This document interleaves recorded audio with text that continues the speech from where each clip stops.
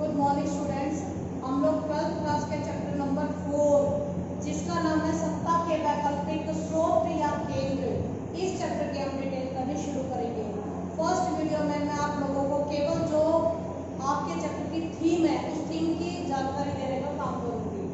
बेटा जैसा कि आप लोगों को पता है कि अमेरिका हमेशा से ही महापावर रहा है। आज की तारीख में भी अगर बात की जाए तो वर्ल्ड लेवल पर जितनी पावर अमेरिका के पास है शायद ही किसी देश के पास हो, चाहे वो टेक्नोलॉजी के बेस पर हो या सैन्य क्षमता के बेस पे हो।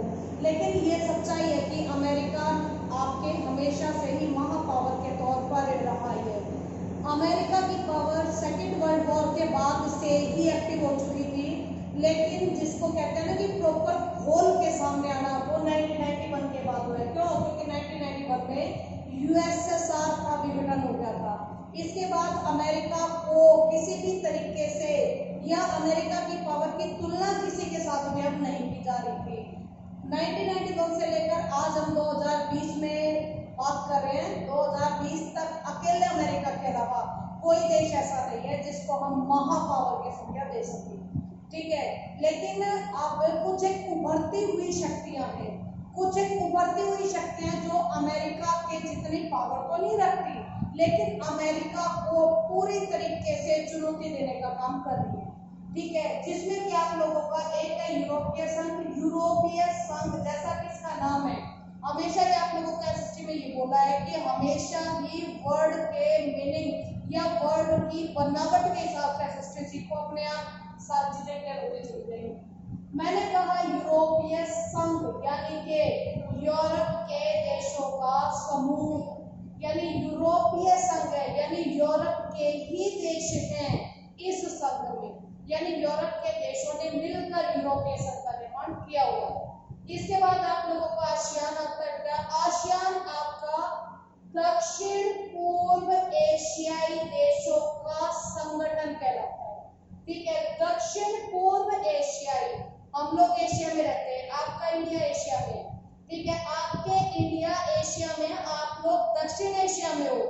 आपके राइट हैंड की तरफ जो देश सारे कवर करते हैं वे देश आपके दक्षिण एशिया के पूर्व के देश कहलाते हैं। ठीक है, इन देशों ने मिलकर सभी ने आसियान का निर्माण किया हुआ है। थर्ड आपका चीनी अर्थव्यवस्था है। चीन के बारे में कौन नहीं जानता, सभी जानते हैं। और चीन की जो अर्थव्यवस्था जो 1970 के दशक के बाद जो इतनी तेज गति से डेवलप हुई और आज अमेरिका को चुनौती देने की हालत में पहुंच चुकी है।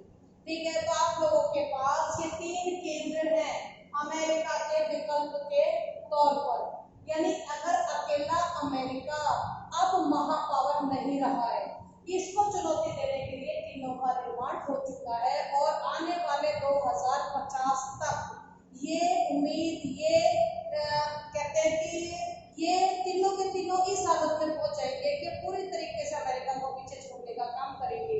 और ये बात तो बेटा चीनी अर्थव्यवस्था के लिए तो वैसे भी कही जाती है कि 2030 तक अगर चीनी अर्थव्यवस्था इसी तरीके से इतनी तेज गति से बढ़ती रही तो 2030 में अमेरिका पीछे छूट जाएगा, सॉरी चीन पीछे छूट जाएगा। सॉरी बेटा, अगर इसी तरीके से चीनी अर्थव्यवस्था कंटिन्यू विकास करती रही तो ये बेहद जल्दी 2030 तक अमेरिका को पीछे छोड़ देगा। करेक्ट है। इसके बाद है कि यूरोपीय संघ की शुरुआत कब हुई है? शुरुआत बेटा 1948 से मानी जाती है, मार्शल लॉ के तहत। आप लोगों के यहाँ 1948 में जो यूरोप के देश थे वो सारे के सारे अमेरिका के सहयोग से आगे बढ़ रहे थे। क्यों? क्योंकि जो यूरोप था, ये यूरोप कहीं ना कहीं आप लोगों के लिए या फिर विश्व के लिए एक झटका सहने का काम कर रहा था, क्योंकि सेकेंड वर्ल्ड वॉर के बाद बहुत सारे जो यूरोप के देश थे जो दूसरे देशों को उपनिवेश बनाकर बैठे थे, उनका उपनिवेशवाद खत्म हो रहा था। अब खत्म हो रहा था तो उनके अर्थव्यवस्था को एक चुनौती मिलने वाली थी। इसीलिए अमेरिका ने इनको पहले से ही रखने के लिए, पहले से ही अपने साथ ले जाने के लिए इन्हें मार्शल योजना के साथ जोड़ दिया 1948 में। और इसके बाद से लेकर लगातार जो यूरोप की कंट्रियां थी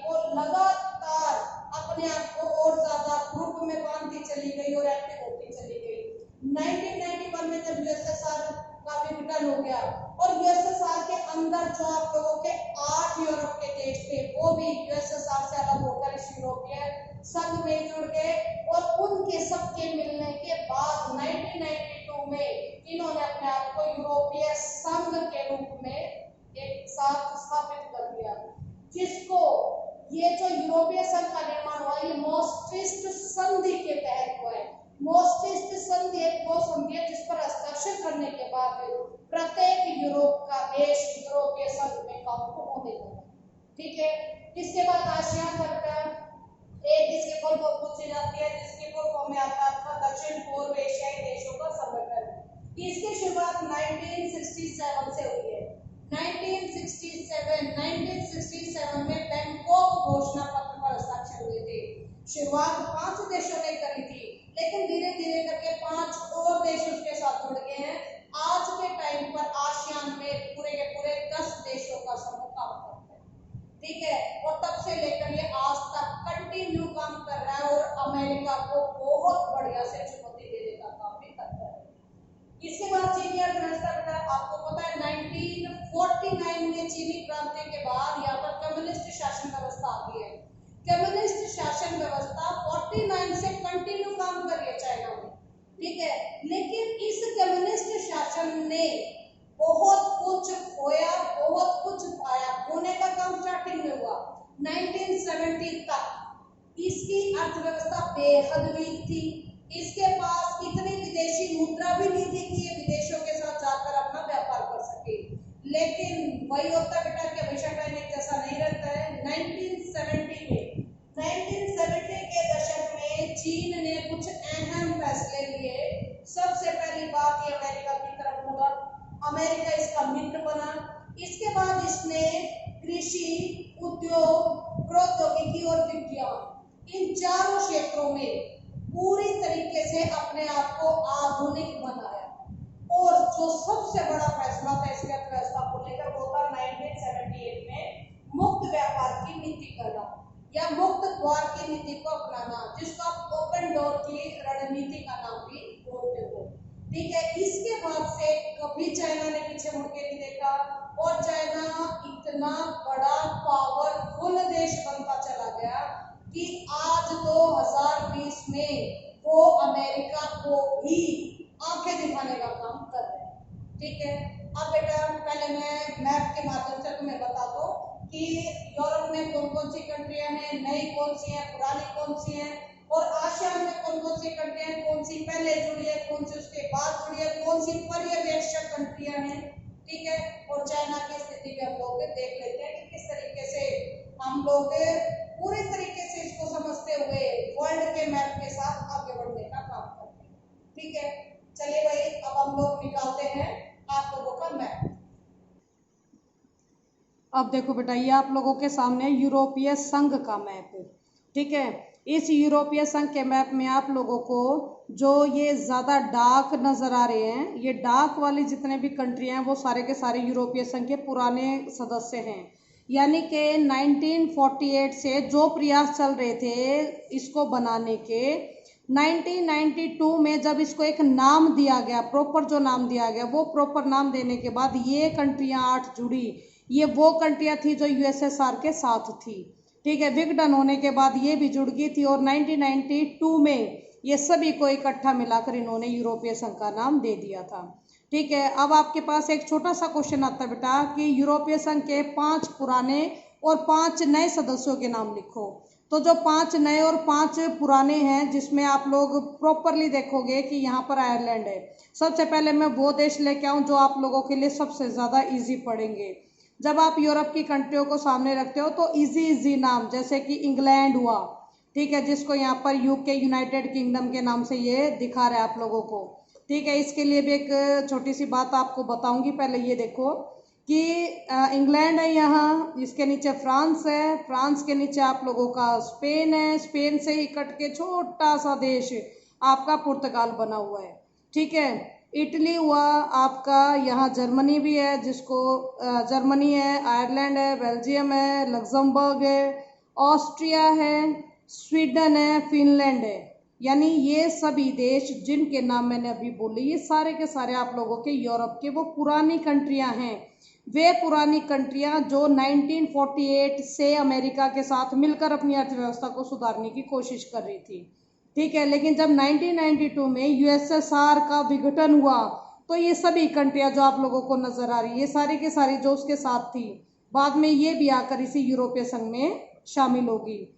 देशों के नाम सुनो बेटा, एस्टोनिया, लताविया, लिथुआनिया, पोलैंड, चेक रिपब्लिक, स्लोवाकिया। पहले चेक स्लोवाकिया एक ही कंट्री हुआ करती थी, लेकिन बाद में ये दो टुकड़ों में बट गई और चेक स्लोवाकिया दो देशों में बट गई, एक चेक एक स्लोवाकिया। एक हंगरी है आप लोगों का, ठीक है, एक स्लोवेनिया है, एक साइप्रस है। ये आप लोगों की वो कंट्रियां जो 1992 में आकर जुड़ी थी। तो आप लोगों का यहाँ से क्वेश्चन रहता है कि पुराने सदस्य लिखिए और नए सदस्य लिखिए, जिसके लिए आप लोगों को ये दोनों अलग अलग तरीके से याद करने ही पड़ेंगे। ये तो बेटा आप लोगों का है यूरोपीय संघ का मैप। अब देखो बेटा, अब हम लोग पहुंच गए हैं आपके आसियान के देशों पर। ये जो आप लोगों को दिखाया जा रहा है मैप, ये मैप आप लोगों का एशिया के पूर्व यानी दक्षिण पूर्व हिस्से का नजर आ रहा है आपको। थोड़ा सा यहाँ पर भारत नजर आ रहा है। अगर आप लोगों को और ज्यादा पहचान वाला बनाना है तो भारत के इधर जितनी भी कंट्रियां हैं, यानी ये भारत है, भारत के इधर जितनी भी कंट्रियां हैं वो सारी की सारी दक्षिण पूर्व एशियाई देशों की कंट्रियां कहलाती हैं। ठीक है, जैसे कि देखो बेटा, भारत यहाँ खत्म हो रहा है, आप लोगों को नजर आ रहा होगा, बांग्लादेश वगैरह नजर आ रहा है। ठीक है, इसके बाद चाइना जो शुरू हो गया वो भी नजर आ रहा है।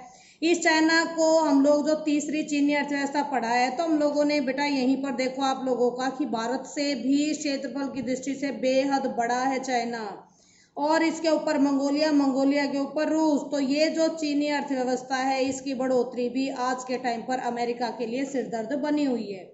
अब इस चीनी अर्थव्यवस्था को छोड़ो बेटा, हम लोग बात करते हैं पूर्व और दक्षिण पूर्व एशियाई देशों की, जो कि आप लोगों के पूरी तरीके से आसियान के सदस्य हैं। इसमें मैंने आप लोगों को बताया कि 1967 में बैंकॉक घोषणा पत्र पर हस्ताक्षर करके इसका निर्माण हुआ, और मैंने उसमें बताया था कि उस वक्त केवल 5 ही सदस्य थे इसके। उसके बाद जुड़े हैं और 5, यानी टोटल हो गया आप लोगों के 10। यानी आसियान में 10 देशों के समूह हैं जो लगातार मिलकर एक दूसरे की अर्थव्यवस्था की बढ़ोतरी का कारण बन रहे हैं। ठीक है, जैसे कि जो पहले जुड़े हैं 5 कंट्रियां, उन 5 कंट्रियों के नाम है Brunei, Darussalam, Vietnam, Laos, Myanmar और कंबोडिया। ठीक है, फिर 5 और हैं, इंडोनेशिया, मलेशिया, फिलीपींस, सिंगापुर और थाईलैंड। हालांकि जो मैंने अभी बोले Indonesia, Malaysia, Philippines, Singapore, Thailand, ये इसको बनाने वाले 67 में थे। इसके बाद जो जुड़े वो Brunei, Darussalam, Vietnam, Laos, Myanmar और कंबोडिया हैं। सारे के सारे मिलाकर 10 हो गए हैं। अब इनकी लोकेशन देखो बेटा, आप लोगों के भारत के इधर की तरफ जब आप आते हैं तो हमारे यहाँ पर म्यांमार है। मैं केवल इन 10 देशों की बात कर रही हूँ। पहले म्यांमार है, थाईलैंड है, लाओस है। ठीक है, ये थाईलैंड आप लोगों का ये इतना हिस्सा है जो नीचे तक आ रहा है। इसके बाद ये आपका कंबोडिया है, बस कंबोडिया में ये हिस्सा कवर आएगा। इसके बाद लाओस है आप लोगों का, और ये यहाँ से यहाँ तक जो लगातार इस तरीके से है, ये आप लोगों का वियतनाम है। ठीक है, मलेशिया है, सिंगापुर है, इंडोनेशिया है, ब्रुनेई दारुसलाम है। ठीक है, मलेशिया आपको यहाँ भी और यहाँ भी 2 जगह नजर आएगा। फिलीपींस हो गया। ठीक है बेटा, तो ये आप लोगों के वो कंट्रियां हैं जो आपके आसियान के सदस्य देश हैं। ठीक है, अब इनमें आपको आता है कि इस आसियान में 2 देश पर्यवेक्षक देश भी हैं। 2 देश पर्यवेक्षक, यानी वर्ड मेरा ये है पर्यवेक्षक। पर्यवेक्षक वो एक दर्शक की तरह होता है, लेकिन बेटा एक दर्शक होता है जो सिंपल देखता है, मनोरंजन करता है और निकल जाता है। लेकिन पर्यवेक्षक देखता है, समझता है, सही और गलत में फर्क जानता है, उसके बाद डिसाइड करता है कि क्या सही है और क्या गलत है और हमें क्या करना चाहिए और क्या नहीं करना चाहिए। तो पर्यवेक्षक के तौर पर आसियान में एक ये पूर्वी तिमोर, एक पपुआ न्यू गिनी, ये आप लोगों को नजर आ रहा होगा। ठीक है, ये 2 कंट्रियां हैं जो आसियान की जो आसियान की पर्यवेक्षक कंट्रियों में गिनी जाती है। ठीक है बेटा, अब नेक्स्ट वीडियो में मैं आप लोगों को यूरोपीय संघ पूरा, फिर आसियान और फिर चीनी अर्थव्यवस्था करके कंप्लीट करूंगी चैप्टर को। ठीक है, थैंक यू वेरी मच।